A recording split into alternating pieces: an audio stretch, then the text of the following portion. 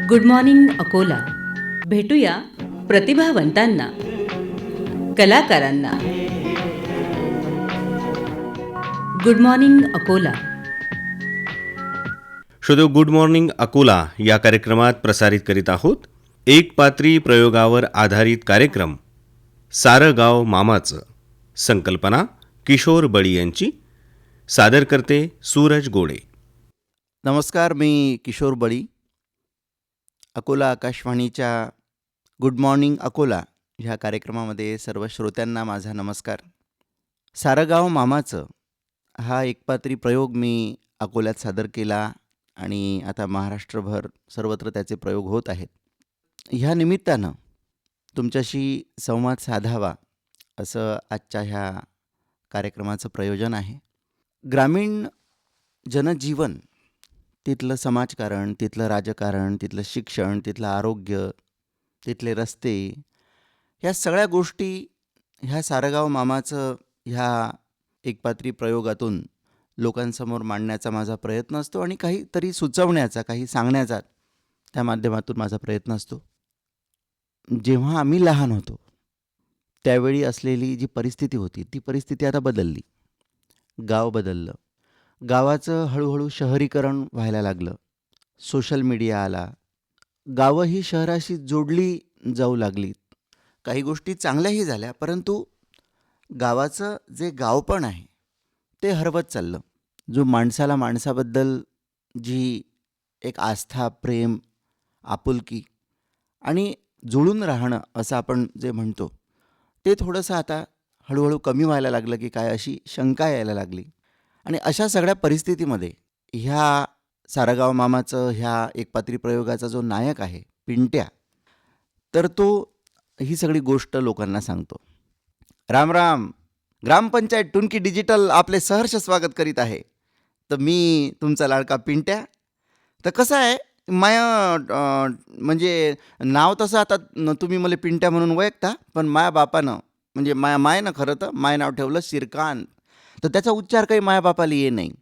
मग मायाबाप मले लाडानं म्हणजे नाईलाजानं म्हणा पिंट्या म्हणे, तर माय नाव पिंट्याच पडलं. आता माय नाव पिंट्या आणि मी राव टुनकी डिजिटलमध्ये म्हणजे मामाच्या गावात. म्हणजे मला सख्खे मामा नाहीत, पण चुलत मामा आहे. आणि चुलत मामाला पोरगी आहे, तिचं नाव तसं प्रगती आहे, पण मले पिंट्या म्हणत असल्याच्यानं लोक तिले पिंकी म्हणतात. तर हे असं टोपण नावाचं गणित आहे. आता माई बहीण घ्या ना, म्हणजे माझ्या बहिणीचं नाव तसं तर भाग्यश्री ठेवलं, पण तिले भाग्यश्री म्हणून तुम्ही हाका मारल्या तर ते तुम्हाला आवाज बी देणार नाही आणि तुमच्या इकडे पाहणार बी नाही. पण तुम्ही तिला छकुली म्हटलं तर ते पटकन ओ देईन तुम्हाला, काऊन की सवयच तेवढी पडली टोपण नावाची. मी आता कानाला खडा लावला का माय लग्न झालं आणि उद्या मला लेकरू झालं तर मी त्याचं कोणतंही टोपण नाव ठेवणार नाही. नाही तर मग ते कॉन्व्हेंटमध्ये जाऊन म्हणीन my name is Golya and my father name is Pintya. अशा पद्धतीनं हा जो पिंट्या आहे तो लोकांसमोर येतो आणि ह्या संवादातून खेड्यापाड्यातलं जगणं काय आहे ते लोकांसमोर मांडण्याचा प्रयत्न करतो. खेड्यापाड्यातलं त्यावेळचं जे जीवन होतं, जेव्हा आम्ही लहान होतो, जेव्हा पिंट्या लहान होता, तर तेव्हाची जी परिस्थिती होती ती डोळ्यासमोर येते. गाव डोळ्यासमोर येते. गावाची नदी, गावातली शाळा, ग्रामपंचायत, ह्या सगळ्या गोष्टी समोर येतात आणि पिंट्या एक एक गोष्ट उलगडत पुढे जातो. माय झाकटीतच उठे अन तिचे कामधामं चालू होत. मग ते सळा सारवण करे, म्हणजे शेणगीन गोठ्यातलं खतावर नेऊन टाके.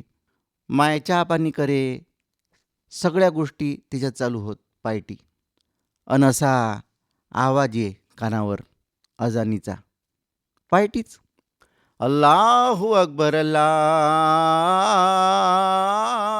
अकबर.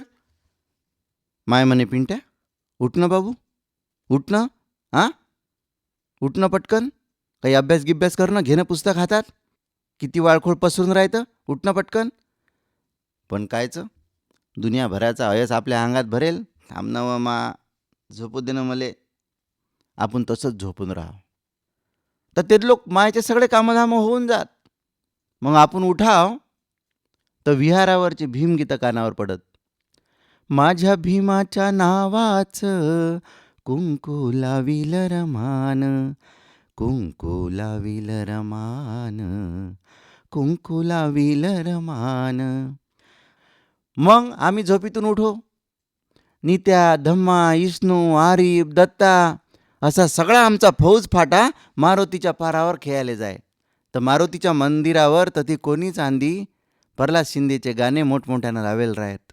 जगी जीवनाचे सार, घ्यावे जाणून सत्वर, जैसे ज्याचे कर्म तैसे फळ देतो रे ईश्वर.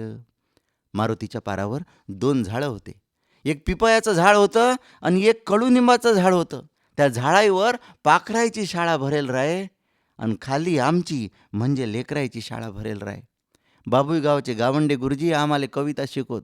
आभाळ वाजलं धडामधुम, वारा सुटला सुसुसुम, वीज चमकली चक चक चक, जिकडे तिकडे लख लख लख.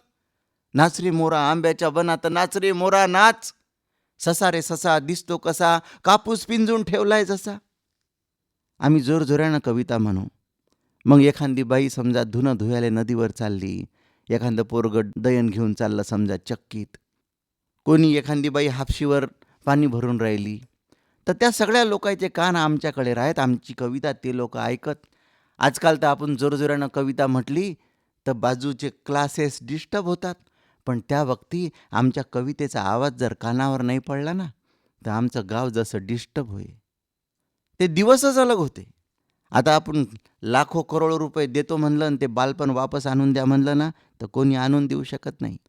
जीवनातला दिवस एकदा निघून गेला का नाही तर गेला, तो डबल वापस येत नाही. बालपणीचे दिवसच अलग होते. मला बालपण आठवते तर माय आठवते, नदी आठवते, शाळा आठवते. माई नदीवर धुणं धुवायला जाय, मग मी तिच्या संग जाओ आणि मग तिच्या ते धुणं धुईन, मी तिच्या भोवती असा रुंगई रुंगई करत राहो. आमासक पुढे जरासं खोल पाणी राहे तर ती पोट्टे पोहायला जात, पण मी तिकडे नाही जाऊ काहून मले पोहणं ये नाही.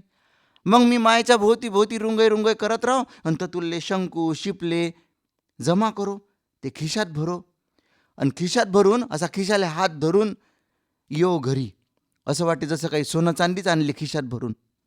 असा तो बालपणीचा आनंद होता. त्या वक्ती आपला अवतार असा एकदम बादशाही थाट राहे आपला.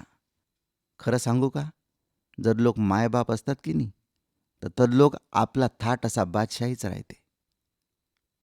अशा पद्धतीनं हा पिंट्या सारगाव मामाची गोष्ट पुढे नेते, बालपणीच्या आठवणी सांगते. आणि हा जो पिंट्या आहे ह्याला किस्से सांगण्याची, लोकांना हसवण्याची, नकला करण्याची, वेगवेगळे आवाज काढण्याची एक आवड असते. तो बालसभेमध्ये काहीतरी सादरीकरण करतो, मुलांना हसवतो. त्याला असं वाटते की आपण एखादा कलावंत व्हायला पाहिजे, 4 चौघासमोर आपण आपली कला सादर केली पाहिजे.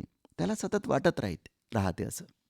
परंतु गावातली जी एकूण परिस्थिती असते, त्याच्या घरातली जी परिस्थिती असते ती त्या पद्धतीची नसते. त्याची आई फार कष्टाळू असते, पिंट्याची माय. ती त्याला सतत सांगत राहते की पिंट्या अभ्यास कर, त्याच्याशिवाय मेहनत केल्याशिवाय बाबू काही खरं नाही. माँ अपना टाइम आएगा माँ, माँ तू नहीं जानती माँ, मैं तुम्हारे दूध का कर चुका दूंगा. पहिले दूधवाल्याचे उदारी चुकव, भैताळवानाच्या निरा असाच बोंगाळ बेलनेपणा करत राहतं सदाई, पुस्तक हातात घेत नाही. ते पिंकी बाय बाबू त्या मामाची पोरगी किती साजरा अभ्यास करते, तिला कसे मार्क भेटतात पाय जरा तिच्या इकडे. मा तिच्या इकडे पाहून पाहूनच तर मी नापास होऊन राहिलो ना मा. पिंट्याला थोडंसं एखाद्या कलावंताच्या शैलीमध्ये बोलणं आवडते. त्या पद्धतीनं पिंट्या सतत लोकांना हसवण्याचा, सादरीकरण करण्याचा प्रयत्न करतो. परंतु ग्रामीण भागामध्ये, खेड्यापाड्यामध्ये त्याला कोणीही मार्गदर्शन करणारं नसतं आणि त्यामुळे त्याची कला फुलत नाही. त्याला सतत वाटत असते की आपण काहीतरी करावं आयुष्यामध्ये, पण तशी परिस्थिती नसते. पिंट्या मामाच्या घरी काम करतो. मामाच्या घरी समजा काही शेतातली कामं करतो, त्यांच्या घरातली कामं करतो. अशा पद्धतीनं पिंट्याचे वडील हे व्यसनी असतात. त्यांना दारू पिण्याचा फार एक व्यसन जडलेलं असते आणि त्यामुळे त्याच्या घरातली जी परिस्थिती असते ती सतत विस्कळीत असते. I am sorry your thank you, I am sorry. Your आलेच ढोसून. सदाई तुम्ही दारू ढोसूनच या. बस काय माय बी माणूस आहे हा. सदाई पाहिलं तर आपलं दारू, सदाई पाहिलं तर आपलं ढोसून आलंच ते. काही नाही, काही ना लेकराची काळजी ना त्या पोरीची काळजी. ते पोरगं गेलं शिकते, त्याला कोणता कामधंदा नाही. पोरगी आता लग्नाला येते काही दिवसानं, पण तिची आमाशी काळजी नाही या माणसाला. असं आपल्या सगळं बोलायचं नाही. पती इज परमेश्वर. Do you know? पती इज परमेश्वर. हो, परमेश्वर. आणि तुम्ही ते गाडगे बाबाचं कीर्तन ऐकलं का? काय सांगितलं गाडगे बाबानं? परमेश्वर जर असा दारू ढोसून आला तर उदबत्त्या का त्याच्या ढुंगणापुढे लावावं काय? अशा पद्धतीनं सतत पिंट्याच्या घरामध्ये त्याची आई आणि त्याचे वडील यांच्यामध्ये सतत भांडणं सुरू असतात, वाद सुरू असतात. त्याचा परिणाम साहजिकच पिंट्यावर आणि त्याच्या बहिणीवर म्हणजे छकुलीवर, भाग्यश्रीवर होतो. आणि त्यामुळे त्याच्या घरामध्ये सतत एक निराशेचं वातावरण राहते. त्याची आई खूप कष्ट करते. ती निंदायला जाते, दुसऱ्याच्या शेतामध्ये कामाला जाते, 4 पैसे कमवण्याचा प्रयत्न करते. परंतु व्यसनामुळे, व्यसनाधीनतेमुळे ग्रामीण भागामध्ये कसं नुकसान होतं, येणाऱ्या पिढीचं कसं नुकसान होतं, संसार कसे विस्कळीत होतात याचं चित्र पिंट्या सारं गाव मामाचं या माध्यमातून लोकांसमोर मांडतो. भास्कर मामा म्हणजे हे एक वेगळंच व्यक्तिमत्व आहे. ते फार रागीट, तापट स्वभावाचे भास्कर मामा आणि गावातील त्यांचे विरोधक नाजूक मामा हे 2 असे व्यक्तिमत्व आहेत की पिंट्या त्यांच्या माध्यमातून गावातलं राजकारण मांडण्याचा प्रयत्न करतो. जाती धर्मामध्ये कसा द्वेष निर्माण केला जातो आणि त्या माध्यमातून लोकांमध्ये कशा पद्धतीनं दरी निर्माण होते, माणसामध्ये दुरावा कसा निर्माण होतो याचं चित्र पिंट्या या निमित्तानं उभं करतो. याचे भास्कर मामा म्हणजे एक तापट, अतिशय रागीट अशा पद्धतीचा माणूस. पिंट्या चालला मोठा ऑडिशन देऊ दे, नाटकं करू दे, नकला करू दे. अबे हा भास्कर मामा आहे म्हणून तू लेका 2 टाईम तुले भाकर भेटते, समजलं का तू? हे फालतूचे धंदे बंद कर. हां, तर आता आपण बोरगाव मंजूले जाऊ आणि तथोल्या त्या कोणत्या याच्यामध्ये हॉस्पिटलमध्ये जाऊ आणि तथोल्या पेशंट लोकायला आपल्याला 2 डझन केळं वाटायचे, त्याचे 4 डझन फटू काढायचे, समजलं का पिंट्या? आणि ते सोशल मीडियावर सगळे टाकून द्यायचे, सगळ्या व्हॉट्सॲप ग्रुपवर. हां, अशा पद्धतीनं भास्कर मामा पिंट्याला सतत काही कामं सांगतात आणि त्याचा केवळ उपयोग कसा करून घ्यायचा एवढंच भास्कर मामाच्या डोक्यामध्ये असते. दुसरे नाजूक मामा हे त्यांचे भास्कर मामाचे राजकीय विरोधक असतात. पिंट्या मामाच्याच गावात राहतो, त्यामुळे गावातल्या प्रत्येक व्यक्तीला तो मामाच म्हणतो. गावामध्ये एक प्रकारची तशा पद्धतीची सवय पिंट्याला पडलेली असते. नाजूक मामासुद्धा हे अशा पद्धतीचं व्यक्तिमत्व आहे की ते सतत स्वतःचा मोठेपणा सांगतात. म्हणजे पिंट्या काही करायला बघतो तर कोणी जर म्हटलं की पिंट्या चांगला मुलगा आहे तर नाजूक मामा लगेच त्याचं क्रेडिट घेण्याचा, त्याचं श्रेय घेण्याचा प्रयत्न करतात. चांगला पोरगा आहे तो, मॅच त्याला म्हणलं होतं की जरा काही ना काही तू ही कला सादर करत जाय, या माणसाच्या नांदी लागू नको तू या मामाच्या. पण हा लेकाचा काय ते सदाई त्या भास्कर मामा जसं म्हणीन तसं, अरे काही पळेल नाही ना त्याच्यात. अशा पद्धतीनं नाजूक मामा हे सतत स्वतःचा मोठेपणा सांगण्याचा आणि भास्कर मामाचा विरोध करून गावातलं वातावरण अधिकाधिक कलुषित कसं होईल याचा प्रयत्न ते करीत असतात. ह्या सगळ्या परिस्थितीमध्ये पागल दर्यापुरी म्हणून एक कॅरेक्टर आहे सारगाव मामाचंमध्ये. तर असे काही लोक गावामध्ये असतात की जे सत्य सांगण्याचा प्रयत्न करतात.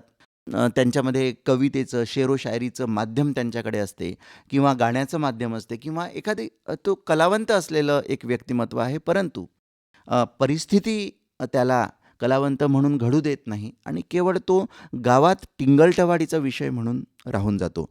पागल दर्यापुरी म्हणजे दर्यापूर हे त्याच्या मामाचं गाव. तिथल्या एका म्हणजे दर्यापुरातल्या एका मुलीवर त्याचं प्रेम असतं, परंतु ते त्यांचं काही लग्न वगैरे होऊ शकत नाही आणि मग हा थोडासा पागल झाल्यासारखा करतो. शेरो शायरीमध्येच तो सतत बोलतो. लोक त्याला पागल दर्यापुरी म्हणतात. अशा पद्धतीचं एक कॅरेक्टर आहे. तो केव्हाही आला आणि त्यांनी असं सहज समजा 4 चौघामध्ये तो आला, मुलं बसलेली असतात आणि त्याला सहज त्याची टिंगलटवाळी करायची म्हणून मुलं त्याला काहीतरी आपले प्रश्न विचारत राहतात. अरे काय पागल दर्यापुरी, कुठे चालला? दोस्तों को अक्सर दिखाई नहीं देता, दोस्तों को अक्सर दिखाई नहीं देता, क्या हाथ में टप्पर दिखाई नहीं देता? अशा पद्धतीनं पागल दर्यापुरी प्रत्येक गोष्ट ही शेरोशायरीमध्ये सांगण्याचा प्रयत्न करतो. मग त्याला कुणी असं म्हटलं, "अरे पागल दर्यापुरी, ते काय मग चालं? ते काय चालू आहे ते? त्यालं ते दर्यापुरातल्या पोरीचं थोडंसं ते ते होतं ते." जैसे कि जीते जी पंचनामा बना दिया, जैसे कि जीते जी पंचनामा बना दिया और कमबख्त उसके बच्चे ने हमें मामा बना दिया. अशा पद्धतीनं प्रत्येक गोष्ट तो शेरोशायरीमध्ये सांगतो. बोलताना पागल दर्यापुरी एका कार्यक्रमामध्ये भास्कर मामा, नाजूक मामा हे सगळे लोक असताना, आमदार असताना, आमदाराच्या भाषणाच्या वेळी त्यांना विरोध करायचा म्हणून पागल दर्यापुरी काहीतरी त्यांच्यावर टीकात्मक अशा पद्धतीची शेरोशायरी करतो आणि मग भास्कर मामाचे सगळे कार्यकर्ते त्याला मारतात, बेदम मारहाण करतात आणि हा पागल दर्यापुरी हॉस्पिटलमध्ये जातो आणि भास्कर मामाचे सगळे कार्यकर्ते हे जेलमध्ये जातात. अशा पद्धतीनं हे जे कथानक आहे सगळं हे पुढे पुढे जाते. ह्या सगळ्या परिस्थितीमध्ये सगळंच नकारात्मक आहे का? तर नाही. त्याची आई सतत पिंट्याला सांगते की तू अभ्यास कर, पण आईला हे कळत नाही की आपल्या पोरामध्ये काहीतरी कला आहे, की तो कलावंत म्हणून काहीतरी करू शकतो. तेवढीच समज बिचारीला नसते. तीसुद्धा अशिक्षित, कष्टाळू, साधी सरळ अशा पद्धतीची आई आहे आणि खेड्यापाड्यामध्ये अशा पद्धतीच्याच महिला, अशा पद्धतीच्याच बायांचं जीवन जे आहे आजही, म्हणजे अगदी आम्ही लहान होतो तेव्हाच नाही किंवा आजही आपण पाहतो की स्त्रियांना सतत दुय्यम वागणूक दिली जाते. म्हणजे मुलगा असला तर त्याला कॉन्व्हेंटमध्ये टाकायचं, मुलगी असली तर तिला जिल्हा परिषद शाळेमध्ये टाकायचं आणि मुलगी म्हणजे काय बुवा, तर ही कधीतरी आपलं घर सोडून जाणार आहे आणि तिच्यासाठी कशाला पैसा खर्च करायचा वगैरे अशा पद्धतीची एक मानसिकता अजूनही समाजातून गेली नाही. आजही मुलगी झाली म्हणजे कपाळावर आट्या पाडणारे लोक आपल्याला खेड्यापाड्यामध्ये दिसतात आणि अतिशय वाईट वाटतं. मनाला वेदना होतात की ज्या समाजामध्ये राष्ट्रमाता जिजाऊ जन्माला आल्या, सावित्रीबाई फुले जन्माला आल्या, ज्या समाजामध्ये आपण अहिल्याबाई होळकर, ताराबाई शिंदे अशा मोठमोठ्या लोकांचं उदाहरण देतो. त्यांनी आपलं आयुष्य सगळं समाजासाठी समर्पित केलं. आज बाया शिकू शकल्या, राष्ट्रपती पदापासून तर अगदी सरपंच पदापर्यंत आपल्याला महिला मंडळी दिसतात सगळीकडे. हे सगळं बरोबर आहे, परंतु पुरुषी मानसिकता जी आहे ती अद्याप बदललेली नाही. ती केवळ स्त्रीला उपभोग्य वस्तू म्हणून त्या स्त्रीकडे आजही पुरुष बघतात आणि तुला काय समजते, तू हे काम कर, तू याच्यात बोलू नको, हे व्यवहाराचं आम्ही पाहतो, ते काय करायचं गावातलं आम्ही म्हणजे अशा पद्धतीनं पुरुष स्त्रियांना वागवतात. आता कसं सांगू तुले, कसं कसं सांगू तुले, कसं सांगू तुले व सावित्रीबाई फुले, झाला पोराचा जलम पेढे वाटले थाटात, झाला पोराचा जलम पेढे वाटले थाटात, अशा कित्येक सावित्र्या आम्ही मारल्या पोटात, तिच्या माथी वनवास अग्निपरीक्षा ही तिले, अग्निपरीक्षा ही तिले माय सावित्रीबाई फुले. वेगवेगळ्या माध्यमातून अशी एखादी कविता असेल, असं एखादं गाणं असेल, एखादं शेरोशायरी असेल, अशा माध्यमातून पिंट्या कुठेतरी समाजातलं वास्तव लोकांसमोर मांडण्याचा प्रयत्न करतो. मी जसं म्हटलं की सगळंच काही नकारात्मक असतं असं नाही. एक स्वीटी वहिनी म्हणून एक पात्र याच्यामध्ये आहे आणि ही स्वीटी वहिनी ह्या पिंट्याबद्दल, म्हणजे स्वीटी वहिनीचा नवरा म्हणजे रमेश, म्हणजे त्याला रमशा म्हणतो हा पिंट्या आणि रमशाचं जे कॅरेक्टर आहे, रमशाचं जे पात्र आहे ते फार विनोदी आहे. तर तो रमशा कशा पद्धतीनं गमती जमती करतो ते सुद्धा हा पिंट्या सतत सांगतच असतो. म्हणजे रमशाची लहानपणीची एक आठवण पिंट्या सांगतो. हा रमशा म्हणजे लयच भारी होता. म्हणजे वर्गातले जे हुशार हुशार पोरं होते का नाही, ते तरी विचार करत का मास्तरच्या प्रश्नाचं उत्तर काय द्यावं, पण हा त्याचा त्या मास्तरचंही डोकं चाले नाही इतकं त्याच्याही पुढे काहीतरी हा विचार करे. एकदा मास्तरले म्हणे, सर हे का नाही, म्हणजे हे आहे का नाही थोडंसं चुकेलच आहे सर, निसर्गाचं गणित." "चुकेलं आहे? कसं काय चुकेलं आहे?" "नाही सर, म्हणजे आता पहा ना, हे पहा, म्हणजे दिवसा उजीड असते का नाही, तर तसं पाहिलं तर समजा दिवसा सूर्याची काही गरज नसते, तर दिवसा सूर्य निघते आणि रात्री एवढा अंधार कीट असते, तर सूर्याची खरी गरज काही असते रात्री असते, तर रात्री सूर्य निघत नाही सर. म्हणजे हे निसर्गाचं गणित चुकेलं आहे की नाही." हा रमशा काय विचार करेल हे सांगताच येत नाही. तर पिंट्या सातत्यानं सारंगाव मामाचं मध्ये अधूनमधून ह्या रमशाचे किस्से सांगतो आणि लोकांना हसवण्याचा प्रयत्न करतो. रमशा म्हणजे हे एक वेगळंच पात्र आहे म्हणजे याच्या बोलण्यामध्ये कधी अपेक्षाभंग, कधी विसंगती, कधी अतिशयोक्ती असते आणि त्या माध्यमातून ह्या रमशाचे विनोद पिंट्या सारगाव मामाचं ह्या एकपात्री प्रयोगामध्ये सादर करीत असतो. तर ह्या रमशाची बायको आहे स्वीटी वहिनी. "अरे वहिनी, कसं काय, काय चालू आहे?" "काही नाही भाऊजी, बस आताच खिचडी टाकली बापा. कसे काय आले तुम्ही लय दिवसात?" "अरे काय वहिनी, तुमचे तर सदाई बाबा ते खिचडीच चालू राहते. हां, एक दिवस साधी खिचडी, एक दिवस मुंगाची खिचडी, एक दिवस फोडणीची खिचडी, एक दिवस जिरा राईस, एक दिवस फ्राईड राईस, व्हेरी नाईस. वा रे वा, तुमचं तेच." "मग काय तर भाऊजी, मग काय करावं? हां, सांगा बरं तुम्ही. आता रोज रोज भाजी कायचीच करा. आता यायला म्हणलं कायची भाजी करू, तर ते म्हणते मलाई कोफ्ता कर. हे कायचं होय मलाई कोफ्ता आणि तुलाही कोफ्ता? हां, आता तुम्हीच सांगा बरं, रोज रोज कायची भाजी?" बरं, मी तर म्हणतो वहिनी, मोदीजीनं की नाही हे खिचडी म्हणजे राष्ट्रीय पदार्थ घोषित करायला पाहिजे. म्हणजे निरा खिचडी म्हणजे बापा, बाया तर ते जरासं 2 दिवस झाले का खिचडीच करतात. जाऊ द्या भाऊजी, तुम्हाला ज्याचं त्याला समजते. त्या बाईलाच विचारा फक्त, रोज रोज कायची भाजी करावं आणि काय करावं तर. आमचं दुःख आम्हालाच समजते आणि तुम्ही काय सांगू राहिले मोठमोठ्या गोष्टी. बरं, मी काय म्हणतो वहिनी, ते तुम्हाला कोणीतरी काय मेसेज करे म्हणते, मेसेज मोबाईलवर. "हो ना भाऊजी, एक जण लयच मेसेज करे, झालं का जेवण, झालं का जेवण, दिवस निघाला की झालं का जेवण, रात झाली की झालं का जेवण." म्या म्हणलं नाही म्हटलं, उपाशीच आहो मी, 8 दिवस झाले. असं कर म्हणलं, 2 कट्टे तुरीची डाळ, 2 कट्टे तांदूळ आण म्हणलं. मग काय झालं वहिनी? मग काय तर खरोखरच त्यानं आणले बापा, पाठवले. मग मला म्हणे की नेहरू पार्कजवळ भेटायला ये म्हणे मला. मग गेली मी. गोपाल मुकुंदे पोलीस आहे, त्याला घेऊन गेली आणि त्याला घेऊन गेली याच्यात नेहरू पार्कजवळ 2-3 पोलीस संघ घेऊन गेले. जा बतकाळला का नाही, जा सुताळला का नाही, डबल बाप जन्मात त्यानं कोणाला विचारलं नशीन, झालं का जेवण. अशा पद्धतीनं ही जी स्वीटी वहिनी आहे, तर त्या स्वीटी वहिनीची गोष्ट हा पिंट्या सांगतो. पण स्वीटी वहिनीचा एक दिवस फोन येतो पिंट्याला आणि स्वीटी वहिनी सांगते की एका वाहिनीवर, एका चॅनलवर विनोदी कलावंताचा शोध त्यांना घ्यायचा आहे आणि नवीन लोकांची त्यांना निवड करायची आहे. तर पिंट्याला लोकांना हसवण्याची जी कला पिंट्याकडे असते, तर तो ऑडिशनला जातो, नागपूरला जातो. तिथे 2-3 त्याच्या फेऱ्या होतात. निवड चाचणी तिथे असते आणि त्यातून तो सिलेक्ट होतो, निवड होते त्याची, पिंट्याची.